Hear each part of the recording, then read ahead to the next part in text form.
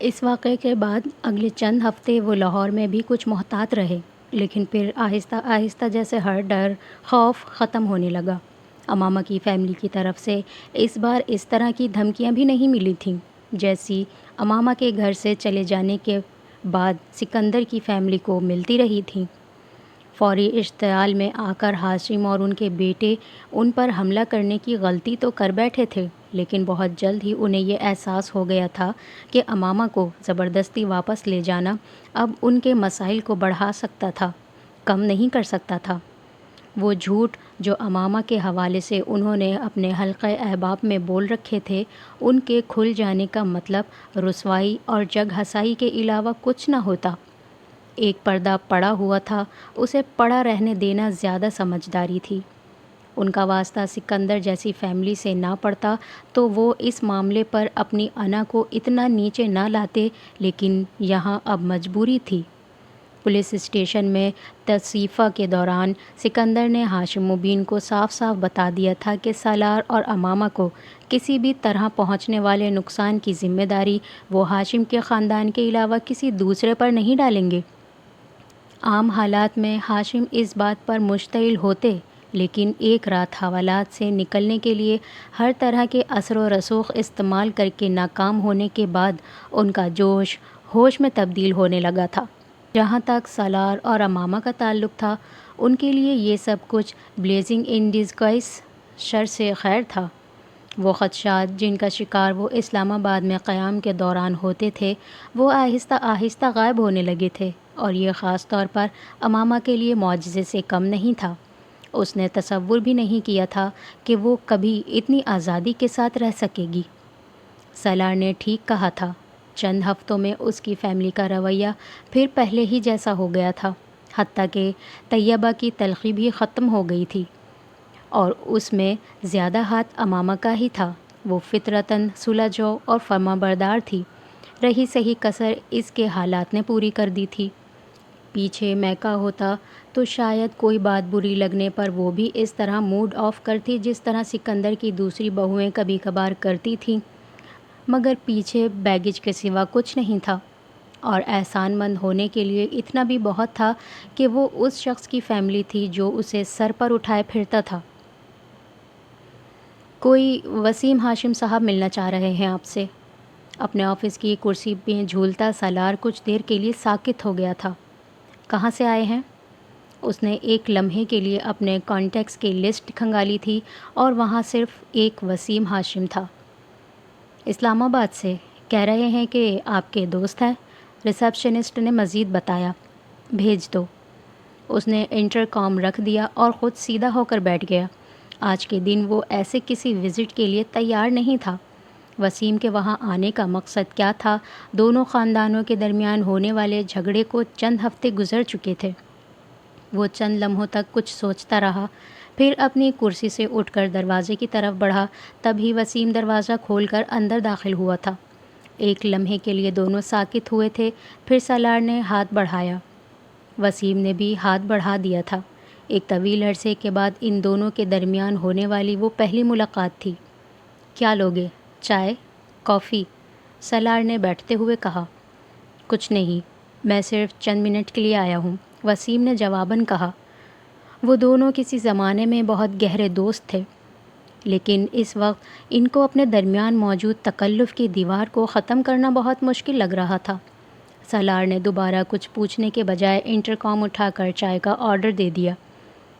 امامہ کیسی ہے؟ اس کے ریسیور رکھتے ہی وسیم نے پوچھا۔ شی از فائن، سالار نے نارمل انداز میں جواب دیا۔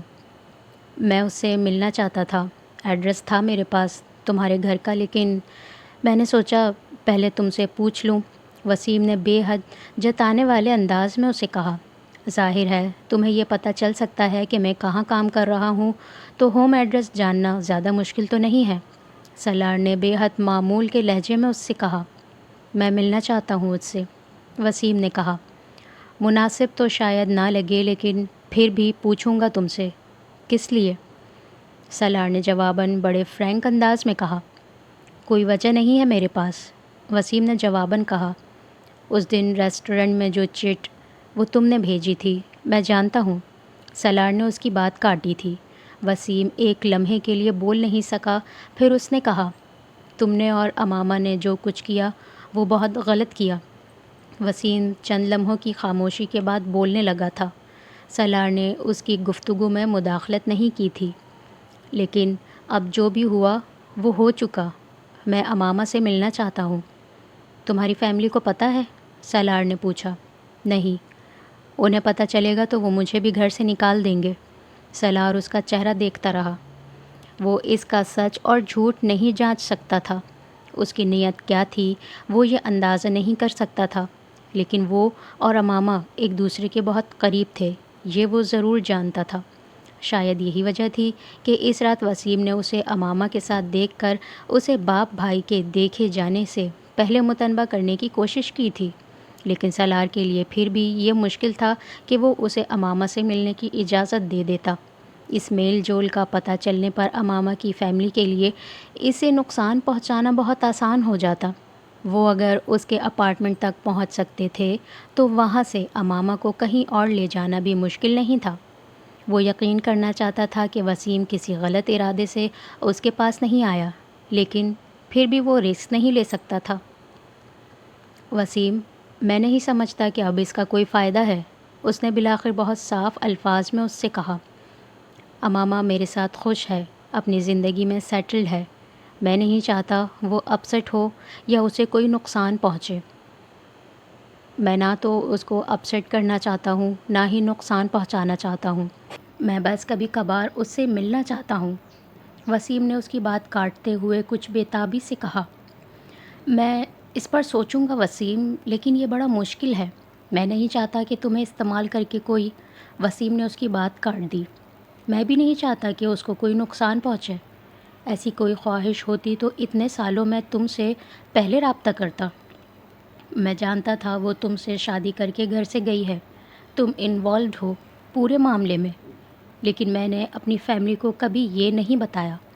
سالار ایک لمحے کے لیے ٹھٹکا، پھر اس نے کہا، وہ اتنے عرصے سے میرے ساتھ نہیں تھی، نہیں ہوگی، لیکن وہ تم سے شادی کر کے گئی تھی، یہ میں جانتا تھا۔ اس کا لہجہ حتمی تھا۔ سالار اسے دیکھ کر رہ گیا۔ اس کے دوستوں کا سرکل تقریباً ایک ہی تھا، اور اس میں اگر کسی نے امامہ اور اس کی شادی کے حوالے سے کچھ حقیقی اطلاعات وسیم کو دے دی تھیں تو یہ کوئی اتنی حیرت انگیز بات نہیں تھی۔ میں سوچوں گا وسیم، سالار نے بحث کرنے کے بجائے پھر وہی جملہ دہرایا۔ وسیم مایوس ہوا تھا۔ میں 2 دن کے لیے ہوں لاہور میں، اور یہ میرا کارڈ ہے۔ میں اس سے واقعی ملنا چاہتا ہوں۔ وسیم نے مزید کچھ کہے بغیر جیب سے ایک کارڈ نکال کر ٹیبل پر اس کے سامنے رکھ دیا۔ اس رات وہ خلاف معمول کچھ زیادہ خاموش تھا، یہ امامہ نے نوٹس کیا تھا، لیکن اسے وجہ سمجھ میں نہیں آئی تھی۔ اس نے ہمیشہ کی طرح آفس میں کام کے پریشر کو ذمہ دار گردانا تھا۔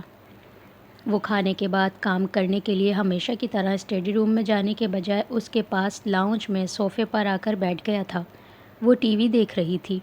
دونوں کے درمیان مسکراہٹوں کا تبادلہ ہوا، پھر وہ بھی ٹی وی دیکھنے لگا۔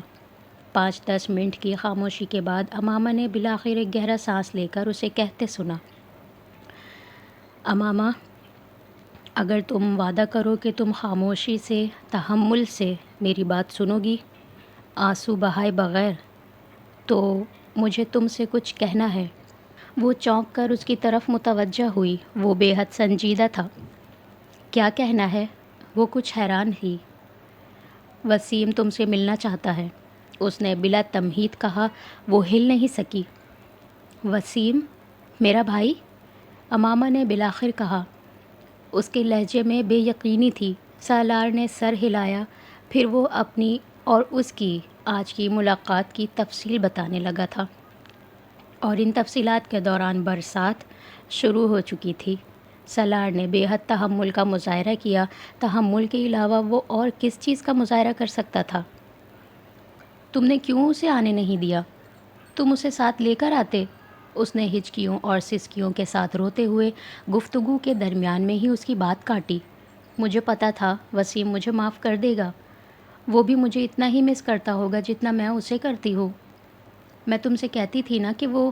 سالار نے اس کی بات کاٹی۔ جذباتی ہونے کی ضرورت نہیں ہے ماما. میں نہیں جانتا وہ کیوں ملنا چاہتا ہے تم سے، لیکن اس کے تمہارے ساتھ ملنے کے بڑے نقصان دہ نتائج ہو سکتے ہیں. سالار اس کے آنسوؤں سے متاثر ہوئے بغیر بولا تھا. وہ وسیم کے حوالے سے واقعی کچھ خدشات کا شکار تھا. کچھ نہیں ہوگا، مجھے پتہ ہے کچھ نہیں ہوگا، وہ بہت اچھا ہے. تم اسے فون کر کے ابھی بلا لو. میں کل اسے بلاؤں گا، لیکن وہ اگر کبھی اکیلے یہاں آنا چاہے یا تمہیں کہیں بلائے تو تم نہیں جاؤ گی. سالار نے اس کی بات کاٹتے ہوئے کہا. اور میں ایک بار پھر دوہرا رہا ہوں، نہ وہ یہاں اکیلا آئے گا نہ تم اس کے فون کرنے پر کہیں جاؤ گی. سالار نے بڑی سختی سے اسے تاکید کی تھی. میں اس کے بلانے پر کہیں نہیں جاؤں گی، لیکن اس کے یہاں آنے پر کیوں اعتراض ہے تمہیں؟ اس نے احتجاج کیا. وہ میرے گھر پر ہوتے ہوئے آئے، مجھے کوئی اعتراض نہیں، لیکن وہ اکیلا یہاں نہ آئے. وہ تو خیر میں نیچے سیکیورٹی والوں کو بھی بتا دوں گا. وہ میرا بھائی ہے سالار. امامہ کو بے عزتی محسوس ہوئی. جانتا ہوں، اسی لیے تم سے یہ سب کہہ رہا ہوں. میں تمہارے حوالے سے اس پر یا کسی پر بھی اعتبار نہیں کر سکتا، لیکن تم مجھے بس یہ بتاؤ تمہیں اس سے ملنا ہے یا نہیں. اگر تمہیں بحث کرنی ہے اس ایشو پر تو بہتر ہے وسیم آئے ہی نہیں. سالار نے اسے جملہ مکمل کرنے نہیں دیا. ٹھیک ہے، میں اسے اکیلے نہیں بلاؤں گی یہاں.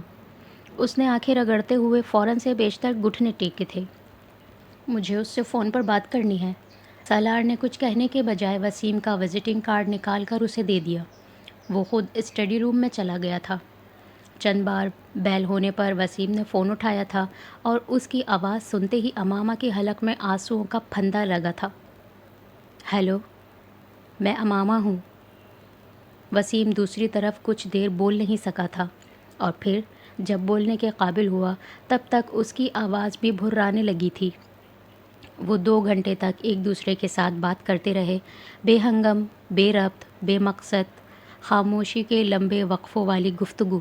لیکن اس گفتگو میں کوئی گلے شکوے نہیں ہوئے تھے، کوئی ملامت مذمت نہیں ہوئی تھی. وقت اب اتنا آگے گزر چکا تھا کہ یہ سب کہنا بیکار تھا. وسیم شادی کر چکا تھا اور اس کے 3 بچے تھے. فیملی میں اور بھی بہت سے افراد کا اضافہ ہو چکا تھا. وہ بہتے آنسوؤں کے ساتھ اضافے کی تفصیلات سنتی رہی.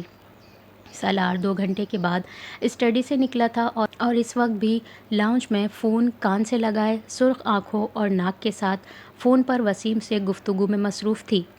وہ اس کے پاس سے گزر کر بیڈ روم میں گیا تھا اور اسے یقین تھا امامہ نے اسے ایک بار بھی سر اٹھا کر نہیں دیکھا تھا. وہ سونے کے لیے بیڈ پر لیٹنے کے بعد بھی بہت دیر تک اس نئی ڈیولپمنٹ کے بارے میں سوچتا رہا تھا. پتہ نہیں یہ ٹھیک ہو رہا تھا یا غلط. وہ امامہ کا کوئی دوسرا بھائی ہوتا تو وہ کبھی امامہ سے اس کا رابطہ نہ کرواتا، لیکن وسیم کے حوالے سے وہ تحفظات رکھنے کے باوجود کسی حد تک کچھ نرم گوشہ رکھنے پر مجبور تھا. اگر اس کی فیملی کا ایک فرد بھی اس کے ساتھ کچھ رابطہ رکھتا تو وہ جانتا تھا کہ امامہ ذہنی طور پر بہت بہتر محسوس کرے گی. اپنے پیچھے اپنی فیملی کی عدم موجودگی کا جو احساس کمتری وہ لیے ہوئی تھی، وہ اتنے مہینوں کے بعد کم از کم سالار سے ڈھکا چھپا نہیں تھا. وسیم اگلے دن 2 بجے آیا تھا اور 2 بجے تک امامہ کو گھر میں کسی مرد کی موجودگی کا احساس تک نہیں ہوا تھا. وہ ملازمہ کے ساتھ کھانا تیار کرتے ہوئے اس سے اپنی فیملی کی باتوں میں مصروف تھی، اس تازہ ترین اپ ڈیٹ کے ساتھ جو اسے رات کو وسیم سے ملی تھی. اس نے پہلی بار اسے ملازمہ کے ساتھ اتنے جوش اور جذبے سے بات کرتے ہوئے سنا تھا اور وہ حیران تھا. حیرانگی اس کیفیت کو اتنا مؤثر طریقے سے بیان نہیں کر پائی. وسیم کا استقبال اس نے سالار سے بھی پہلے دروازے پر کیا تھا. بہن اور بھائی کے درمیان ایک جذباتی سین ہوا تھا جس میں سالار نے دونوں سے تسلی کے چند الفاظ کہہ کر کچھ کردار ادا کیا تھا. اس کے بعد 6:30 بجے وسیم کی موجودگی تک وہ ایک خاموش تماشائی کا رول ادا کرتا رہا. وہ کھانے کی ٹیبل پر موجود ضرور تھا، مگر اسے محسوس ہو رہا تھا کہ اس کا وہاں ہونا یا نہ ہونا برابر تھا. امامہ کو بھائی کے علاوہ کوئی اور نظر آ رہا تھا، نہ کسی اور کا ہوش تھا. اس کا بس نہیں چل رہا تھا کہ وہ ٹیبل پر موجود ہر ڈش اپنے ہاتھوں سے وسیم کو کھلائے. اتنے مہینوں میں یہ پہلا موقع تھا کہ امامہ نے کھانے کی ٹیبل پر اسے کچھ سرو نہیں کیا تھا۔ وہ اس کا بچپن کا دوست تھا، لیکن یہ بھی پہلا موقع تھا کہ وہاں اس کے ہوتے ہوئے بھی وسیم اور اس کے درمیان صرف چند رسمی جملوں کا تبادلہ ہوا تھا۔ پھر وہ اور امامہ آپس میں گفتگو کرتے رہے تھے۔ امامہ، یہ وسیم نامہ بند ہو سکتا ہے اب؟ وہ تیسرا دن تھا جب ڈنر پر بالآخر سالار کی قوت برداشت جواب دے گئی تھی۔ وہ 3 دنوں سے مسلسل ناشتے، ڈنر اور رات سونے سے پہلے صرف وسیم کی باتیں بار بار سن رہا تھا۔ امامہ بری طرح وسیم پر فدا تھی۔ یہ سالار کو اندازہ تھا کہ وہ وسیم سے ملنے کے بعد خوش ہوگی، لیکن اسے یہ اندازہ نہیں تھا کہ اس کی خوشی اس انتہا کو پہنچے گی کہ خود اسے مسئلہ ہونا شروع ہو جائے گا۔ کیا مطلب؟ وہ حیران ہوئی تھی۔ مطلب یہ کہ دنیا میں وسیم کے علاوہ بھی بہت سے لوگ ہیں جن کی تمہیں پرواہ کرنی چاہیے۔ سالار نے اسے انڈائریکٹ انداز میں کہا۔ تمہیں میرا وسیم کے بارے میں باتیں کرنا اچھا نہیں لگتا؟ اس نے یکدم جیسے کوئی اندازہ لگایا اور اس کے لہجے میں ایسی بے یقینی تھی کہ وہ ہاں نہیں کہہ سکا۔ میں نے کب کہا کہ مجھے برا لگتا ہے؟ ویسے ہی کہہ رہا ہوں تمہیں۔ وہ بے ساختہ بات بدل گیا۔ ہاں، میں بھی سوچ رہی تھی تم یہ کیسے کہہ سکتے ہو؟ وہ تمہارا بیسٹ فرینڈ ہے۔ وہ یکدم مطمئن ہوئی۔ سالار اس سے یہ نہیں کہہ سکا کہ وہ اس کا بیسٹ فرینڈ ہے، نہیں، کبھی تھا۔ تمہارے بارے میں بہت کچھ بتاتا تھا وہ۔ سالار کھانا کھاتے کھاتے رکا۔ میرے بارے میں کیا؟ سب کچھ، وہ اسی روانی سے بولی۔ سالار کے پیٹ میں گرہیں پڑیں۔ سب کچھ کیا؟ مطلب جو کچھ بھی تم کرتے تھے۔ سالار کی بھوک اڑی تھی۔ مثلاً؟ وہ پتہ نہیں اپنے کن خدشات کو ختم کرنا چاہتا تھا۔ وہ سوچ میں پڑی۔ جیسے تم جس سے ڈرگس لیتے تھے ان کے بارے میں، اور جب تم لاہور میں اپنے کچھ دوستوں کے ساتھ ریڈ لائٹ ایریا میں گئے تھے تو تب بھی۔ وہ بات مکمل نہیں کر سکی۔ پانی پیتے ہوئے سالار کو اچھو لگا تھا۔ تمہیں اس نے یہ بھی بتایا ہے کہ میں؟ سالار خود بھی اپنا سوال پورا نہیں دہرا سکا۔ جب بھی جاتے تھے تو بتاتا تھا۔ سالار کے منہ سے بے اختیار وسیم کے لیے زیر لب گالی نکلی تھی، اور امامہ نے اس کے ہونٹوں کی حرکت کو پڑھا تھا۔ وہ بری طرح اپسیٹ ہوئی۔ تم نے اسے گالی دی ہے؟ اس نے جیسے شاکڈ ہو کر سالار سے کہا۔ ہاں، وہ سامنے ہوتا تو میں اس کی 2-4 ہڈیاں بھی توڑ دیتا۔ وہ اپنی بہن سے یہ باتیں جا کر کرتا تھا، اور میری باتیں؟ I can't imagine. وہ واقعی بری طرح خفا ہوا تھا۔ سب کچھ کی 2 جھلکیوں نے اس کے ہاتھوں کے طوطے اڑا دیے تھے۔ میرے بھائی کو دوبارہ گالی مت دینا۔ امامہ کا موڈ بھی آف ہو گیا تھا۔ وہ کھانے کے برتن سمیٹنے لگی تھی۔ سالار جواباً کچھ کہنے کے بجائے بے حد خفگی سے کھانے کی میز سے اٹھ گیا تھا۔ وہ تقریباً 2 گھنٹے کے بعد بیڈ روم میں سونے کے لیے آئی تھی۔ وہ اس وقت معمول کے مطابق اپنی ای میلز چیک کرنے میں مصروف تھا۔ وہ خاموشی سے اپنے بیڈ پر آ کر کمبل خود پر کھینچتے ہوئے لیٹ گئی تھی۔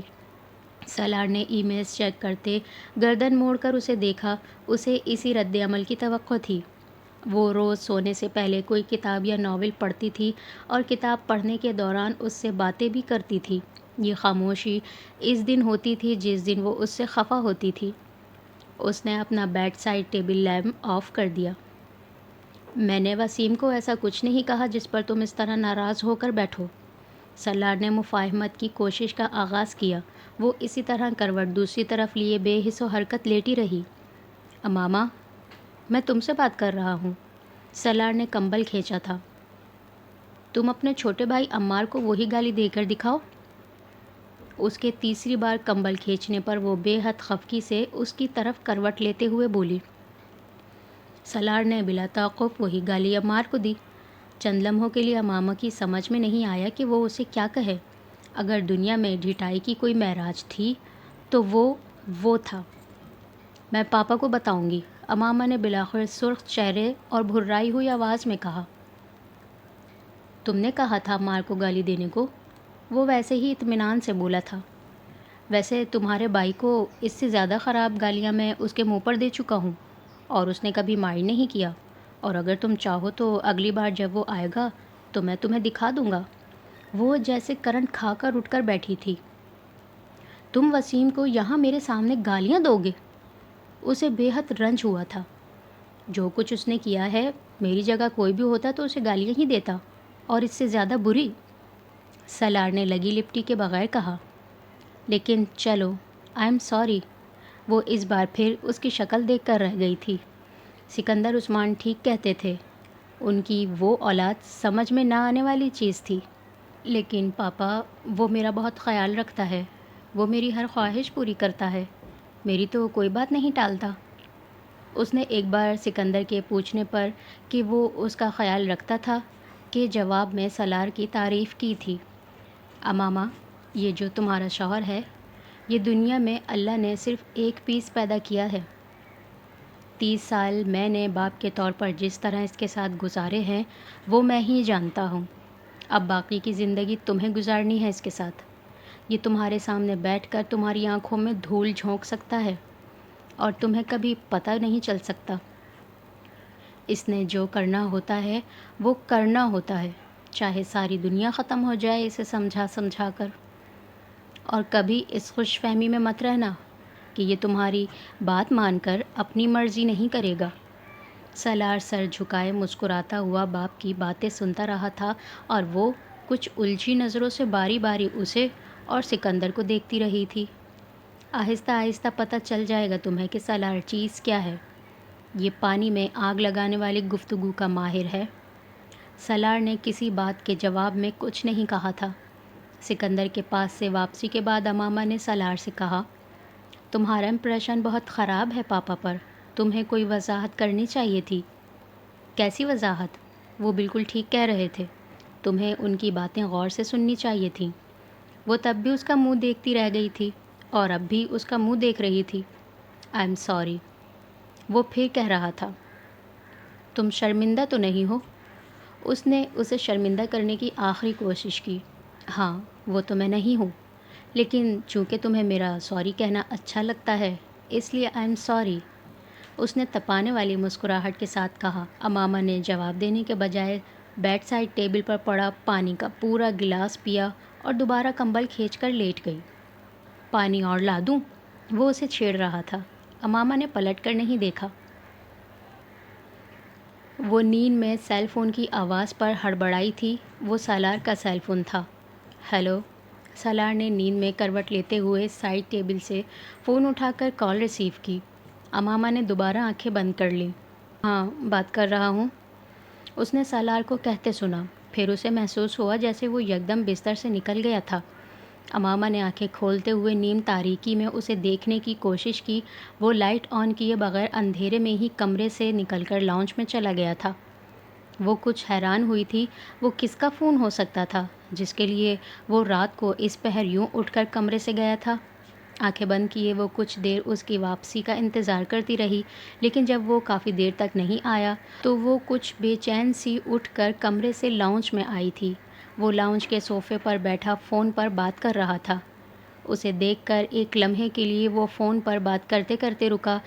ایک جینز اور شرٹ پیک کر دو میری، مجھے ابھی اسلام آباد کے لیے نکلنا ہے۔ کیوں، خیریت تو ہے؟ وہ پریشان ہوئی تھی۔ اسکول میں آگ لگ گئی ہے۔ اس کی نیند پلک جھپکتے ہی غائب ہو گئی۔ سالار اب دوبارہ فون پر بات کر رہا تھا۔ بے حد تشویش کے عالم میں کمرے میں واپس آ کر اس نے اس کا بیگ تیار کیا۔ وہ تب تک کمرے میں واپس آ چکا تھا۔ آگ کیسے لگی؟ یہ تو وہاں جا کر پتہ چلے گا۔ وہ بے حد اجرت میں اپنے لیے نکالے ہوئے کپڑے لیتا واش روم میں چلا گیا۔ وہ بیٹھی رہی۔ وہ اس کی پریشانی کا اندازہ کر سکتی تھی۔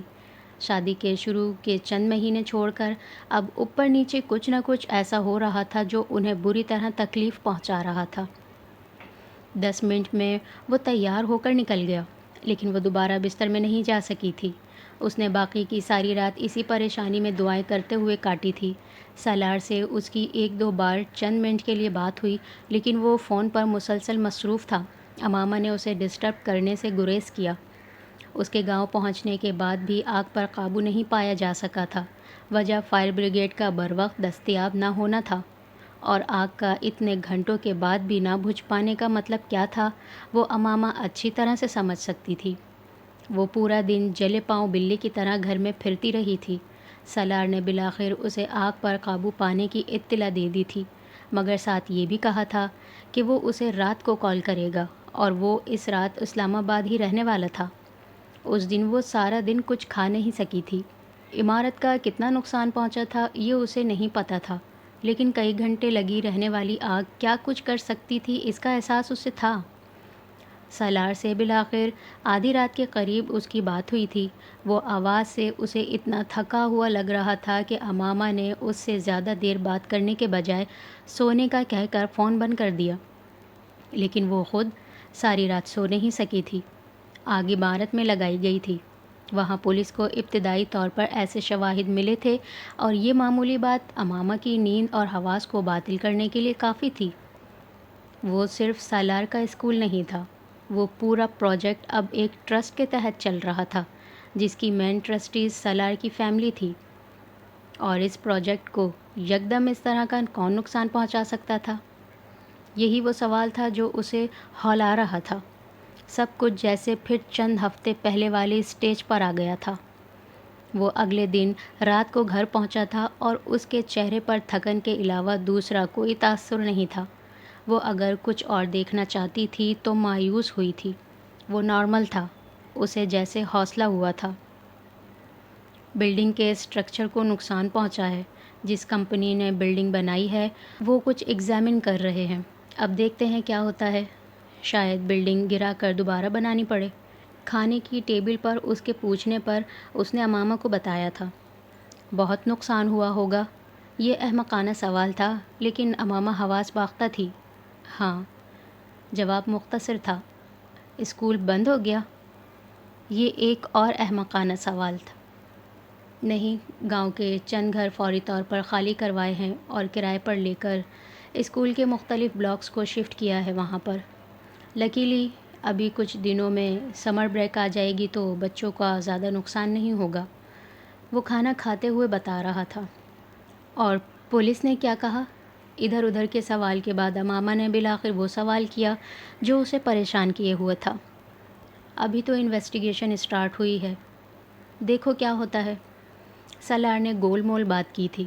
اس نے اسے یہ نہیں بتایا تھا کہ 2 دن اسلام آباد میں وہ اپنی فیملی کے ہر فرد سے اس کیس کے سسپیکٹس میں امامہ کی فیملی کو شامل کرنے کے لیے دباؤ کا سامنا کرتا رہا تھا۔ وہ بہت مشکل صورتحال تھی۔ اس پروجیکٹ کو چلانے میں بہت سے لوگوں کے عطیات استعمال ہو رہے تھے اور اس نقصان کے متاثرین بہت سے تھے۔ کئی سال سے آرام سے چلنے والے اس اسکول کا کوئی دشمن پہلے کبھی پیدا نہیں ہوا تھا، اور اب امامہ سے زیادہ وہ خود یہ دعا کر رہا تھا کہ یہ آگ اتفاقی حادثاتی ہو، مگر چند گھنٹوں میں ہی آگ کے اسکیل اور صورتحال سے اندازہ ہو گیا تھا کہ وہ پلان شدہ آتش زدگی تھی، اور اگلے چند گھنٹوں میں کچھ اور شواہد بھی مل گئے تھے۔ امامہ سے یہ سب شیئر کرنا حماقت تھی۔ وہ پچھلے تجربے کے بعد اس طرح کی کسی دوسری پریشانی میں کم از کم اسے ڈالنا نہیں چاہتا تھا۔ اب کیا ہوگا؟ تیسرا احمقانہ سوال۔ سب کچھ دوبارہ بنانا پڑے گا، اور بس؟ جواب اتنا ہی سادہ تھا۔ اور فنڈز وہ کہاں سے آئیں گے؟ یہ پہلا عقل مندانہ سوال تھا۔ انڈوومنٹ فنڈز اسکول کا ہے، اس کو استعمال کریں گے۔ کچھ انویسٹمنٹ میں نے کی ہے، وہاں سے رقم نکلواؤں گا۔ وہ اسلام آباد کا پلاٹ بیچ دوں گا۔ فوری طور پر تو تھوڑا بہت کر ہی لوں گا، اتنا کہ اسکول کی بلڈنگ دوبارہ کھڑی ہو جائے۔ پلاٹس کیوں؟ وہ بری طرح بت کی تھی۔ امامہ نے نوٹس نہیں کیا تھا کہ وہ پلاٹس نہیں، پلاٹ کہہ رہا تھا۔ اس سے فوری طور پر رقم مل جائے گی مجھے، بعد میں لے لوں گا۔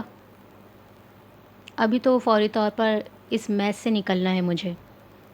تم وہ حق مہر کی رقم لے لو، 8-10 لاکھ کے قریب ویڈنگ پر ملنے والی گفٹ کی رقم بھی ہوگی، اور اتنے ہی میرے اکاؤنٹ میں پہلے سے بھی ہوں گے۔ 50-60 لاکھ تو یہ ہو جائے گا۔ اور سالار نے اس کی بات کاٹی۔ میں یہ کبھی نہیں کروں گا۔ قرض لے لو مجھ سے، بعد میں دے دینا۔ نو، اس کا انداز حتمی تھا۔ میرے پاس بیکار پڑے ہیں سالار، تمہارے کام آئیں گے تو۔ اس نے پھر امامہ کی بات کاٹ دی۔ آئی سیڈ نو، میں نے کہا نہیں۔ اس نے اس بار کچھ ترشی سے کہا تھا۔ میرے پیسے اور تمہارے پیسے میں کوئی فرق ہے؟ ہاں ہاں ہے، اس نے اسی انداز میں کہا تھا۔ وہ حق مہر اور شادی پر گفٹ میں ملنے والی رقم ہے، میں کیسے لے لوں تم سے؟ میں بے شرم ہو سکتا ہوں، بے غیرت نہیں ہو سکتا۔ اب تم خواہ مخواہ جذباتی ہو رہے ہو۔ اور سالار نے اس کی بات کاٹی۔ کون جذباتی ہو رہا ہے؟ کم از کم میں تو نہیں ہو رہا۔ وہ اسے دیکھ کر رہ گئی تھی۔ میں تمہیں قرض دے رہی ہوں Salar. Thank you very much but I don't need. بہت شکریہ مگر مجھے اس کی ضرورت نہیں ہے۔ مجھے قرض لینا ہوگا تو بڑے دوست ہیں میرے پاس۔ دوستوں سے قرض لوگے، بیوی سے نہیں؟ نہیں، میں تمہاری مدد کرنا چاہتی ہوں سالار، ایموشنلی کرو، فائنینشلی نہیں۔ وہ اسے دیکھتی رہ گئی۔ اس کی سمجھ میں نہیں آ رہا تھا کہ وہ اسے کس طرح قائل کرے۔ اور اگر میں یہ رقم ڈونیٹ کرنا چاہوں تو؟ اسے بالآخر ایک خیال آیا، ضرور کرو، اس ملک میں بہت سی چیریٹیز ہیں، تمہارا پیسہ ہے چاہے آگ لگا دو، لیکن میں یا میرا ادارہ نہیں لے گا۔ اس نے صاف لفظوں اور حتمی انداز میں کہا، تم مجھے کبھی کچھ ڈونیٹ کرنے نہیں دو گے، ضرور کرنا، لیکن فی الحال مجھے ضرورت نہیں ہے۔ وہ ٹیبل سے اٹھ گیا تھا۔ وہ بے حد اپسیٹ اسے جاتا دیکھتی رہی تھی۔ اس کے لیے وہ 2 پلاٹ اس کے گھر کی پہلی 2 اینٹیں تھیں، اور وہ پہلی 2 اینٹیں اس طرح جانے والی تھیں۔ یہ چیز اس کے لیے تکلیف دہ تھی۔ تکلیف کا باعث وہ احساس جرم بھی تھا جو وہ اس سارے معاملے میں اپنی فیملی کے انوالو ہونے کی وجہ سے محسوس کر رہی تھی۔ وہ کہیں نہ کہیں اس رقم سے جیسے اس نقصان کو پورا کرنے کی کوشش کرنا چاہتی تھی جو اس کی فیملی نے کیا تھا۔ اسے یہ اندازہ نہیں تھا کہ سالار نے اس کی اس سوچ کو اس سے پہلے پڑھ لیا تھا۔ وہ جانتا تھا وہ کیا کرنے کی کوشش کر رہی تھی۔ آنے والے دنوں میں بھی وہ سالار کو وہ رقم لینے پر مجبور کرتی رہی، لیکن وہ ایک بار بھی یہ جرأت نہیں کر سکی تھی کہ پولیس کی انویسٹیگیشن کے حوالے سے سالار سے کچھ پوچھتی۔ وہ دونوں جانتے بوجھتے اس حساس ایشو پر گفتگو سے اجتناب کر رہے تھے، اور یہ امامہ کے لیے ایک نعمت متبرکہ سے کم نہیں تھا۔ جو کچھ ہوا اس میں میرا کوئی قصور نہیں، نہ ہی کوئی انوالومنٹ ہے۔ اس کے سامنے بیٹھا وسیم بڑی سنجیدگی سے اسے یقین دلانے کی کوشش کر رہا تھا۔ اور میں یہ بھی نہیں کہہ سکتا کہ یہ سب ابو کر سکتے ہیں، ہو سکتا ہے انہوں نے بھی ایسا کچھ نہ کیا ہو، میں نے گھر میں ایسا کچھ نہیں سنا۔ وسیم نے ہاشم مبین کا بھی دفاع کرنے کی کوشش کی تھی۔ امامہ قائل نہیں ہوئی۔ وہ سالار کے سامنے اپنی فیملی کا دفاع کرنے کی کوشش کر سکتی تھی، وسیم کے سامنے نہیں۔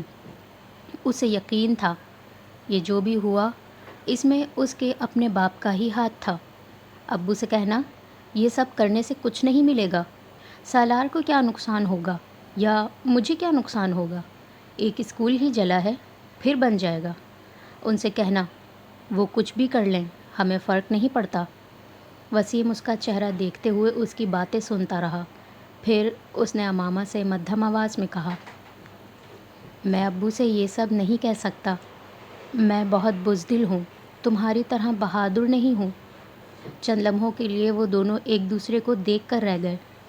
جب سے وہ دوبارہ ملنا شروع ہوئے تھے، آج پہلی بار وہ ڈھکے چھپے لفظوں میں اسے سراہ رہا تھا یا اعتراف کر رہا تھا، تمہارے جانے کے بعد اتنے سالوں میں بہت کمزور پڑا، میں بہت دفعہ شش و پنج کا بھی شکار ہوا، اور شک و شبے کا بھی۔ بہت دفعہ دل چاہتا تھا زندگی کے اس غبار کو بھی ختم کرنے کی کوشش کروں جس نے میری بینائی دھندلائی ہوئی ہے، لیکن میں بہت بزدل ہوں، تمہاری طرح سب کچھ چھوڑ چھاڑ کر نہیں جا سکتا تھا۔ اب آ جاؤ۔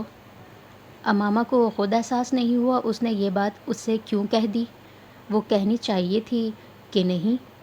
وسیم نے اس سے نظریں نہیں ملائیں، پھر سر ہلاتے ہوئے کہا، اب اور بھی زیادہ مشکل ہے، جب اکیلا تھا تو اتنا بڑا فیصلہ نہیں کر سکا تھا، اب تو بیوی اور بچے ہیں، ہم تمہاری مدد کر سکتے ہیں، میں اور سالار، کچھ بھی نہیں ہوگا تمہیں، تمہاری فیملی کو، تم ایک بار کوشش تو کرو۔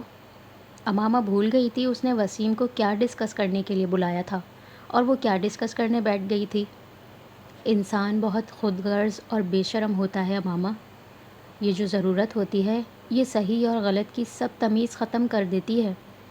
کاش میں زندگی میں مذہب کو پہلی پرائیورٹی بنا سکتا، مگر مذہب پہلی پرائیورٹی نہیں تھی میری۔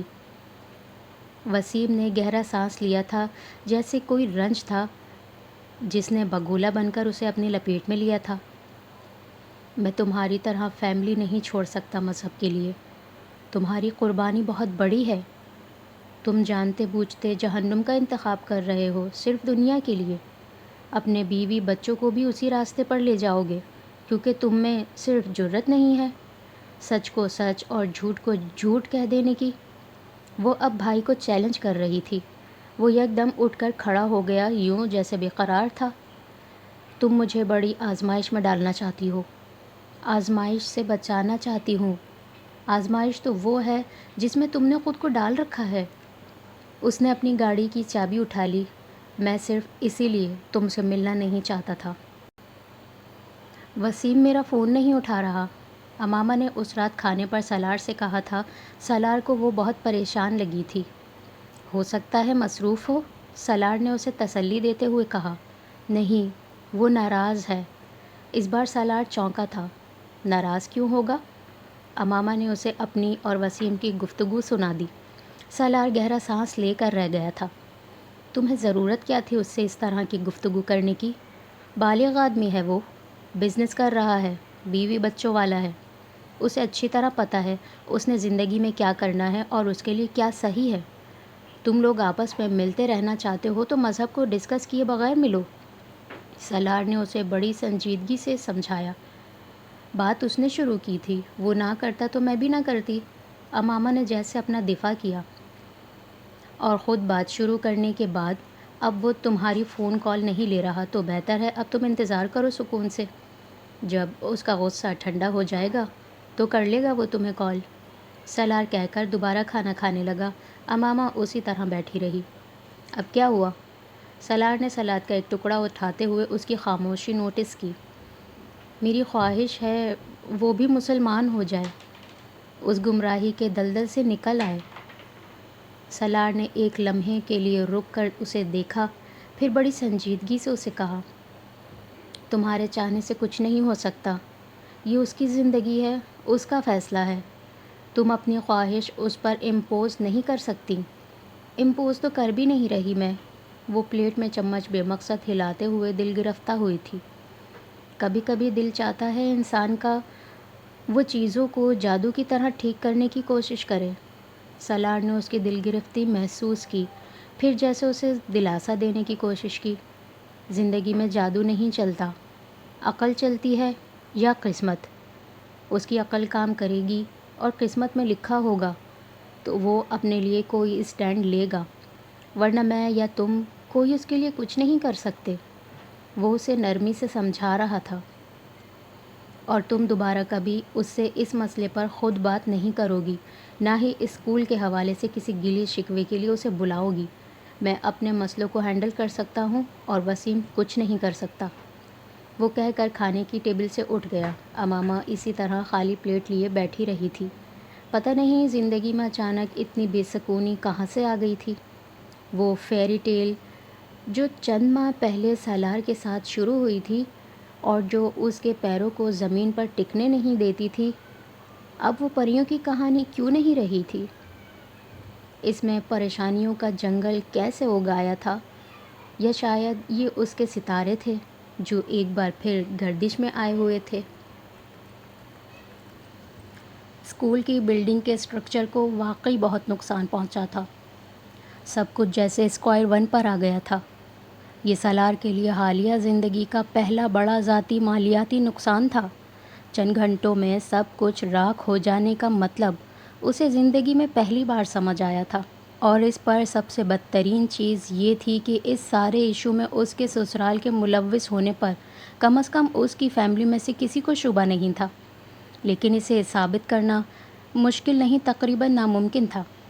گاؤں کا کوئی فرد ملوث ہوتا تو پولیس ابتدائی تفتیش کے بعد کسی نہ کسی کو ضرور پکڑ لیتی، مگر اس آتش زدگی میں وہاں کے کسی شخص کی انوالومنٹ ظاہر نہیں ہوئی تھی، اور جتنے پروفیشنل طریقے سے ایک ہی وقت میں مختلف کیمیکلز کے استعمال سے عمارت کے مختلف حصوں میں وہ آگ لگائی گئی تھی، وہ کسی عام چور اچکے کا کام نہیں تھا۔ اگر مقصد اسے نقصان پہنچانا تھا تو اسے بے حد نقصان ہوا تھا۔ اگر مقصد اسے چوٹ پہنچانا تھا تو یہ پیٹ میں ضرب لگانے جیسا تھا۔ وہ دوہرا ہوا تھا مگر منہ کے بل نہیں گرا تھا۔ اسے چھوڑ دو سالار۔ وہ دوسرے ویکنڈ پر پھر اسلام آباد میں تھا اور طیبہ اس بار جیسے گڑ گڑا رہی تھی۔ وہ اس سب سے اس بار مزید خائف ہو گئی تھی۔ تمہیں شادی کا شوق تھا، وہ پورا ہو گیا، اب چھوڑ دو اسے۔ آپ کو اندازہ ہے آپ مجھے کتنی تکلیف پہنچاتی ہیں جب آپ مجھ سے اس طرح کی بات کرتی ہیں؟ سالار نے ان کو بات مکمل کرنے نہیں دی تھی۔ تم نے دیکھا نہیں انہوں نے کیا کیا ہے؟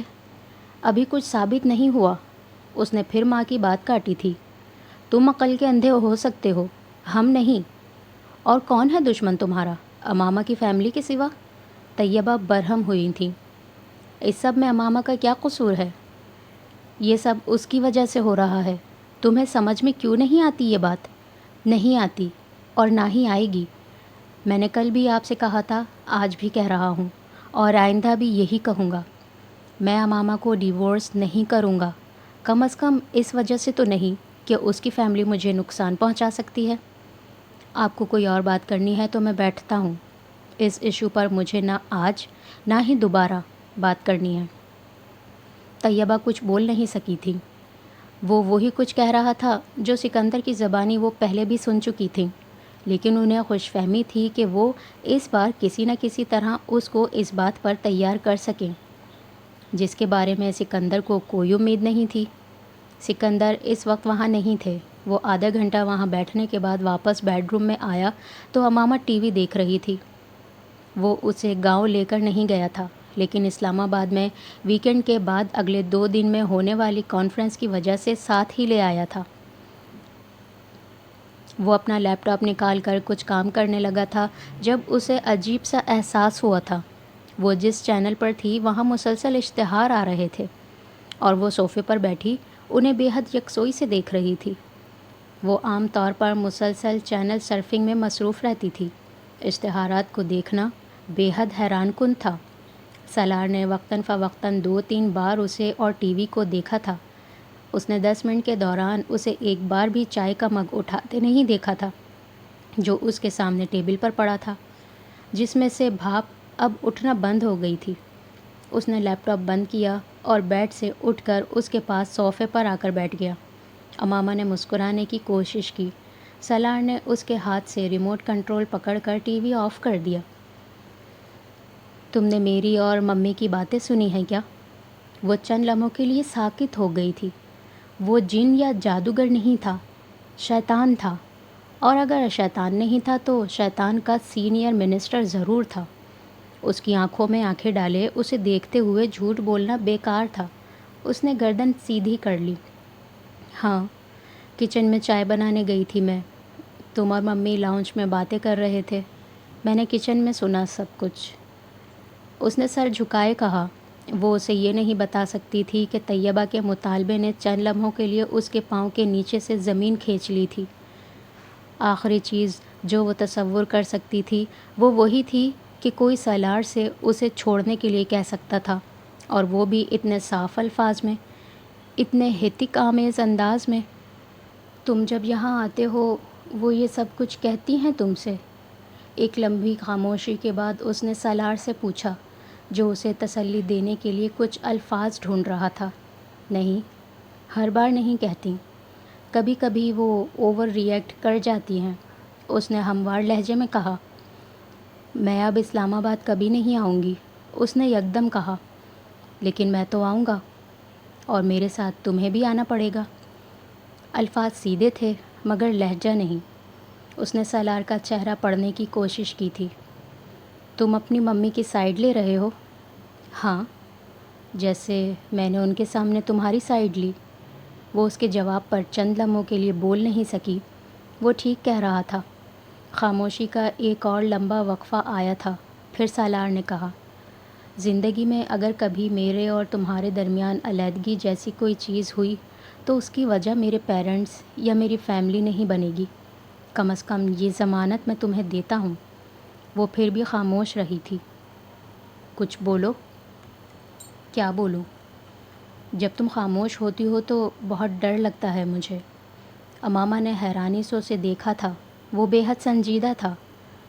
مجھے لگتا ہے تم پتہ نہیں اس بات کو کیسے استعمال کرو گی میرے خلاف کبھی۔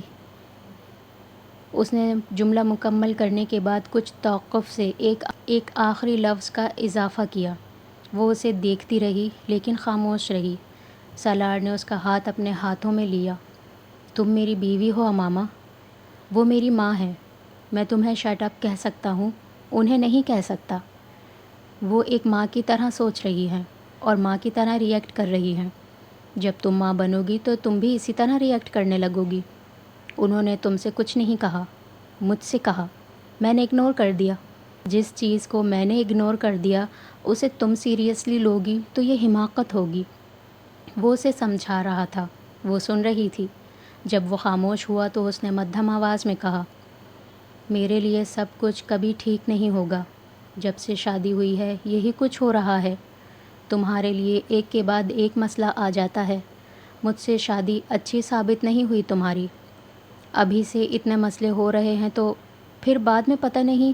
سالار نے اس کی بات کاٹ دی۔ شادی ایک دوسرے کی قسمت سے نہیں کی جاتی، ایک دوسرے کے وجود سے کی جاتی ہے۔ اچھے دنوں کے ساتھ کے لیے لوگ فرینڈشپ کرتے ہیں، شادی نہیں۔ ہم دونوں کا پریزنٹ، پاسٹ، فیوچر جو بھی ہے، جیسا بھی ہے، ایک ساتھ ہی ہے اب۔ اگر تم کو لگتا ہے کہ میں یہ ایکسپیکٹ کر رہا تھا کہ تم سے شادی کے بعد پہلے میرا پرائز بانڈ نکلے گا، پھر مجھے کوئی بونس ملے گا، پھر میری پروموشن ہوگی اور پھر میں لوگوں کے درمیان بیٹھ کر بڑی خوشی سے یہ بتاؤں گا کہ میرڈ لائف میرے لیے بڑی لکی ہے، تو سوری، مجھے ایسی کوئی ایکسپیکٹیشنز نہیں تھیں۔ جو کچھ ہو رہا ہے وہ میرے لیے ہو سکتا ہے ان ٹائملی، غیر متوقع نہیں ہو سکتا میرے لیے۔ میں تمہارے لیے کس حد تک جا سکتا ہوں، کتنا مخلص ہوں، یہ وقت بتا سکتا ہے۔ اس لیے تم خاموشی سے وقت کو گزرنے دو۔ یہ چائے بھی ٹھنڈی ہو گئی ہے، جاؤ دوبارہ چائے بنا لاؤ۔ وہ اس کا چہرہ دیکھتی رہی۔ کوئی چیز اس کی آنکھوں میں امڑنے لگی تھی۔ اللہ تعالیٰ انسان کو زندگی میں کہاں کہاں سے تحفظ دیتا ہے، کہاں کہاں سے دیواریں لا کر کھڑا کر دیتا ہے انسان کے گرد۔ وہ ڈاکٹر سبت علی کے سائے میں رہی تھی تو اسے یقین تھا کہ اس سے زیادہ عزت، اس سے زیادہ تحفظ کوئی اسے نہیں دے سکتا۔ کم از کم شادی جیسے رشتے سے وہ ذمہ داری کے علاوہ کسی چیز کی توقع نہیں کر رہی تھی۔ اور اب اگر وہ اس شخص کے ساتھ وابستہ ہوئی تھی تو وہ تحفظ کے نئے مفہوم سے آگاہ ہو رہی تھی۔ اس کی ضرورت نہیں ہے ماما۔ سالار نے اس کے چہرے پر پھسلتے آنسوؤں کو دیکھتے ہوئے اسے نرمی سے کہا۔ وہ سر ہلاتے اور اپنی ناک رگڑتے ہوئے اٹھ گئی۔ اس کی واقعی ضرورت نہیں تھی۔ سالار نے اس مسئلے کو کیسے حل کیا تھا یہ امامہ نہیں جانتی تھی۔ سالار کی اسکول کی تعمیر دوبارہ کیسے شروع ہوئی تھی اسے یہ بھی نہیں پتہ تھا، لیکن اسکول دوبارہ بن رہا تھا۔ سالار پہلے سے زیادہ مصروف تھا اور اس کی زندگی میں آنے والا ایک اور طوفان کسی تباہی کے بغیر گزر گیا تھا۔